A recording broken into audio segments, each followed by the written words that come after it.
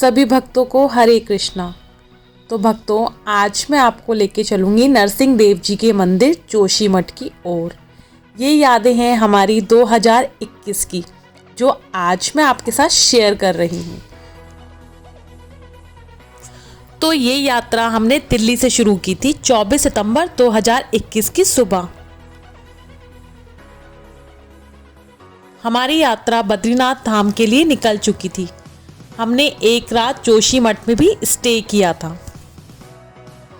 जोशीमठ उत्तराखंड राज्य के चमोली जिले में स्थित है। चमोली शहर दिल्ली से 439 किलोमीटर दूर है और देहरादून से 250 किलोमीटर दूर पड़ता है। गोपेश्वर, कर्णप्रयाग और रुद्रप्रयाग चमोली के सबसे निकट शहर पड़ते हैं। तो उत्तराखंड पार करने के बाद सबसे पहले पड़ता है देवप्रयाग। अब ये है रुद्रप्रयाग, जहाँ भागीरथी और अलकनंदा का संगम है। यहाँ का दृश्य बहुत ही सुंदर है, दो नदियों का मिलन है। तो देखिए कितना सुंदर दृश्य है।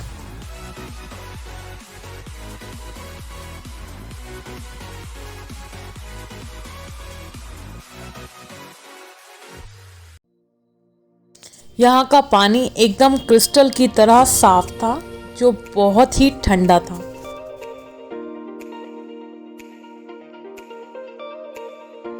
तो हमारा सफ़र शुरू हो चुका था पहाड़ों के बीच में। बहुत सुंदर सुंदर झरने देखने को मिले जगह जगह। देखिए प्रकृति का नज़ारा कितना ही सुंदर और कितना ही मनमोहक नज़र आ रहा है।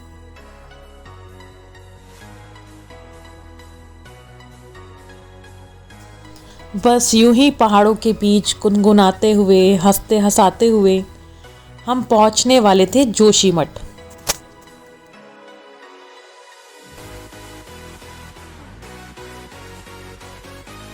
ये सफ़र जितना लंबा था उतना ही सुंदर था, क्योंकि पहाड़ों के बीच तो किसका मन नहीं लगता भाई।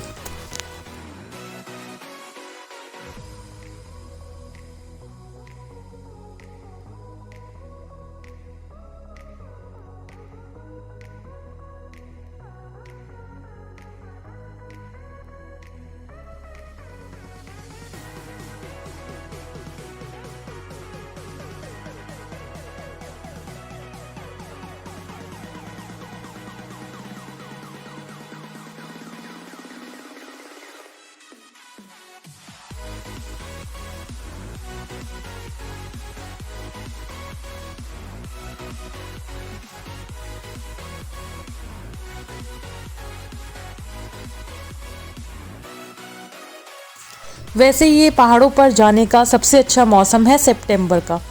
ना ज़्यादा बारिश होती है और ना एकदम गर्मी होती है। बहुत ही ठंडा और बहुत ही प्यारा मौसम था। कहीं कहीं पहाड़ गिरे भी हुए थे, कहीं कहीं सफाइयाँ चल रही थी।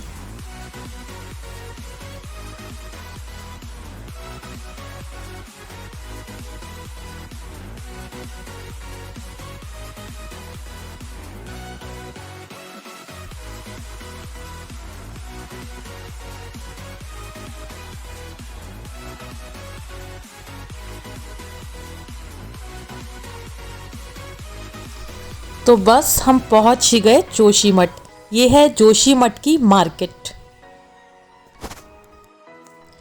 हमें जाना था बद्रीनाथ, पर कोरोना के कुछ नियमों के कारण हमें जोशीमठ ही रुकना पड़ा। भगवान की ऐसी कृपा हुई कि नरसिंह देव जी के मंदिर के दर्शन भी हमने किए और एक रात हमने वहीं स्टे किया। तो चलिए आपको दिखाते हैं मंदिर कितना सुंदर है। ये मंदिर पहाड़ों के बिल्कुल बीच में स्थित है और इतना सुंदर नज़ारा है मंदिर का कि कभी आप जाएंगे तो कहेंगे वाह क्या नज़ारा है।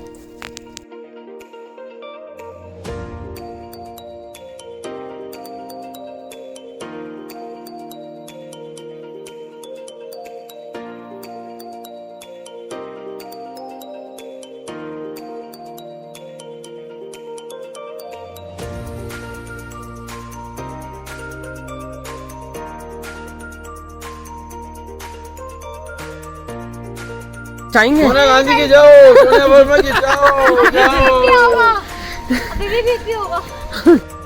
और यहाँ मंदिर में हमने बहुत मस्ती की, बहुत सेल्फीज ली।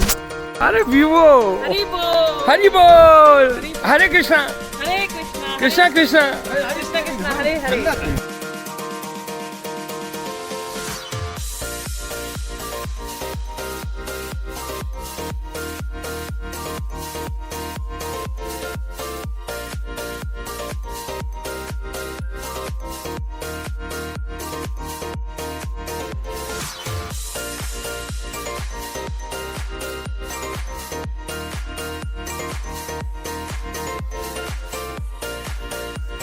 तो ये है मंदिर के थोड़ा पीछे का नज़ारा जहाँ लोगों के घर बने हुए हैं।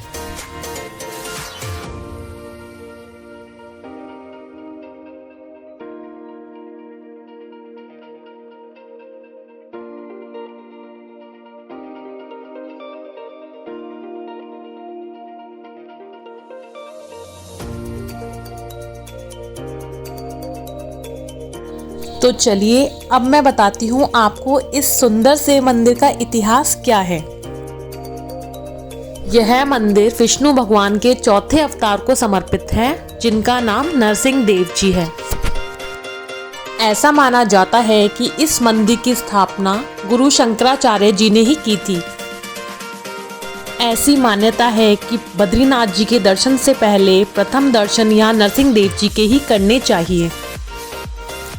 यह स्थान गंधमादन पर्वत के प्रवेश द्वार पर स्थित है। कहा जाता है कि यह वही पावन स्थली है जहां प्रहलाद की प्रार्थना पर भगवान श्री नरसिंह जी ने अपना उग्र रूप त्याग कर सौम्य रूप में उन्हें दर्शन दिए थे। पौराणिक कथाओं के अनुसार नरसिंह बद्री मंदिर में स्थापित भगवान नरसिंह की प्रतिमा की बाई भुजा का संबंध सृष्टि के अंत से संबंधित है। ऐसा माना जाता है कि प्रतिमा की बाई भुजा धीरे धीरे पतली होती जा रही है।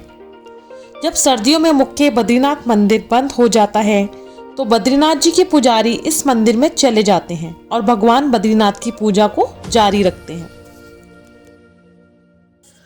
तो ये है इस मंदिर का इतिहास। अब हमने यहाँ पे रात को स्टे किया था, तो देखिए जितना सुंदर नज़ारा सुबह का था उतना ही सुंदर, उतना ही प्यारा नज़ारा रात का है। चारों तरफ सिर्फ शांति और इतनी ज़्यादा ठंड। तो दर्शकों, हमने यहाँ के पुजारी जी से भी बात की थी, तो उन्होंने भी यही बताया था कि जैसे नरसिंह देव जी का सुबह अभिषेक होता है तो उनकी जो एक बाई भुजा है वो उन्हें पतली ही दिखती है दिन प्रतिदिन। तो पंडित जी ने भी यही बताया था कि पूजा के साथ जब पूरी मूर्ति भगवान की विलुप्त हो जाएगी तो इस संसार का अंत निश्चित है। तो नेक्स्ट डे मॉर्निंग में हमने भगवान के फिर से दर्शन किए और अब हमारी यात्रा शुरू हो गई है बद्रीनाथ धाम के लिए। तो नेक्स्ट वीडियो में मैं आपको बद्रीनाथ जी के दर्शन भी करवाऊंगी। तो आप सभी भी दर्शन कर लीजिए नरसिंह देव जी के। वहाँ कैमरास अलाउड नहीं था, फिर भी हमने वहाँ फ़ोटो ले ली। और ये कुछ यादें जो कभी नहीं भुलाई जा सकती। तो आपको मेरे चैनल के व्लॉग्स, भजन्स कैसे लगते हैं कमेंट बॉक्स में ज़रूर बताइएगा। ऐसी ही वीडियोस के लिए देखते रहिए मेरा कान्हा मेरा लाडला। साथ ही आप अगर मेरे चैनल पे नए हैं तो मेरे चैनल को सब्सक्राइब करना ना भूलें और साथ ही प्रेस कर दीजिए बेल नोटिफिकेशंस, ताकि मैं जो भी वीडियोस अपलोड करूं आप लोगों तक नोटिफिकेशंस आते रहें। हरे कृष्णा, जय बद्री विशाल की।